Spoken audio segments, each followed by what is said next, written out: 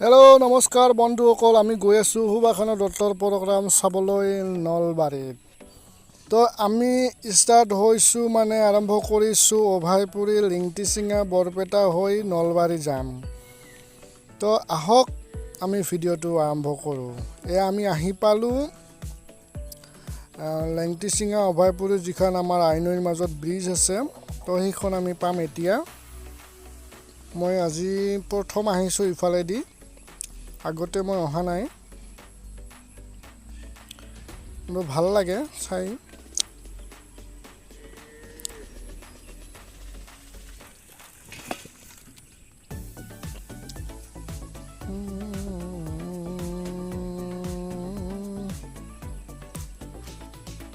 তো ভিডিঅ'টো ভাল পালে লাইক কৰিব, চেনেলটো ছাবস্ক্ৰাইব কৰিব, আৰু এনেকুৱা ভিডিঅ' পাই থাকিবলৈ আপুনি চেনেলটো ছাবস্ক্ৰাইব কৰি অল ন'টিফিকেশ্যনটো অন কৰি দিব পাৰে।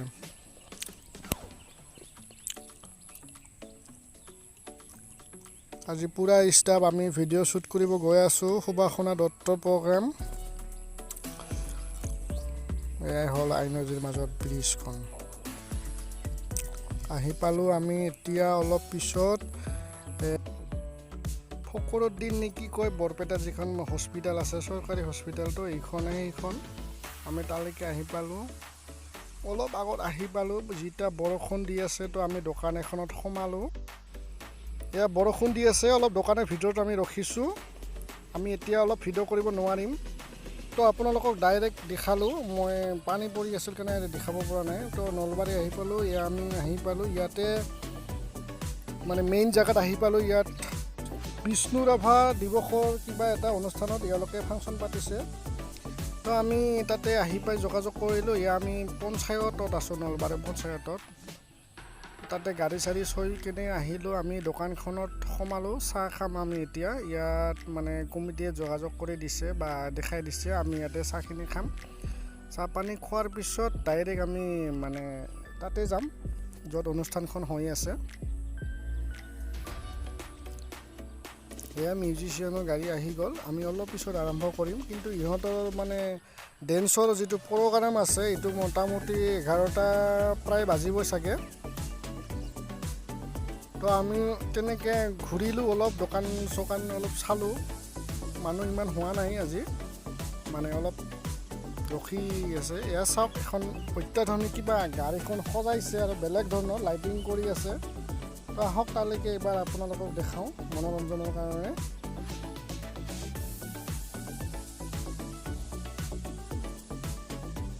চাওক না, কি মডেলত বনাইছে গাড়ীখন, কি ডিজাইন, মানে কি কাৰণত বনাইছে মই জানিব পৰা নাই।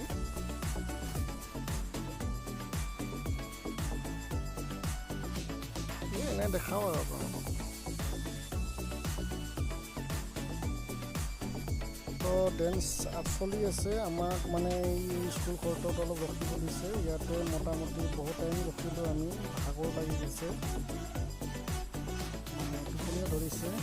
তো ফাইনেলি আমি কেমেৰা চেমেৰা ফিটিং কৰিলোঁ। আমি আহি পালোঁ। মোটামুটি এতিয়া টাইম প্ৰায় মোটামুটি 12টামান বাজিলে চাগে। 12:20 হ'ল। চাওক, কহুৰী ডেন্স, ৰাইজৰ নৃত্য, সুবাসনা দত্ত প্ৰগ্ৰাম। আমাৰ বঙাইগাঁৱৰ পৰা ইয়াতে 100 কিলোমিটাৰ হয়। তো আমি বাইকতে আহিছোঁ। তো চাই থাকিব ভিডিঅ'টো। যদি ভাল লাগিছে লাইক কৰিব আৰু চেনেলটো ছাবস্ক্ৰাইব কৰি দিব, আৰু এনেকুৱা ব্লগ ভিডিঅ' পাই থাকিবৰ কাৰণে আপোনালোকে ন'টিফিকেশ্যন বেলটো দবাই অন ন'টিফিকেশ্যনটো অন কৰি দিব। তো এই আছিল আমাৰ সৰু এটা ভিডিঅ'। আমি একদম ডাইৰেক্ট দেখাইছোঁ, মানে বাইক এখন পামচাৰ হৈ গৈছে। তো 100 কিলোমিটাৰ পৰা আমি বাইক বিনা পামত আহিব লগা হ'ল। তো আমি শ'লমাৰী, মানে বৰপেটা শ'লমাৰী, যিটো শিমলাগুৰি নে শ'লমাৰী কয়, তাত আমি আহি পালোঁ। মোৰ ভালকৈ নামটো মনত নাই। তো এইখন বাইকখন পাম নাই, তাতেই লিক হ'ল। কিন্তু ইমান ৰাতি 2টা বজাত ক'ত পাম। তো গুড মৰ্ণিং বন্ধুসকল, আমি আহি পালোঁ। একদম চকু থকু মানে ফুলি গৈছে। আমি এয়া শিমলাগুৰিত আহি পালোঁ। তো এয়া আছিল এটা সৰু ব্লগ ভিডিঅ'।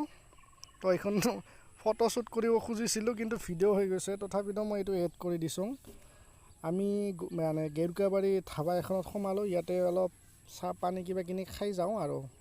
গুড মৰ্ণিং আমাৰ কাৰণে এতিয়া।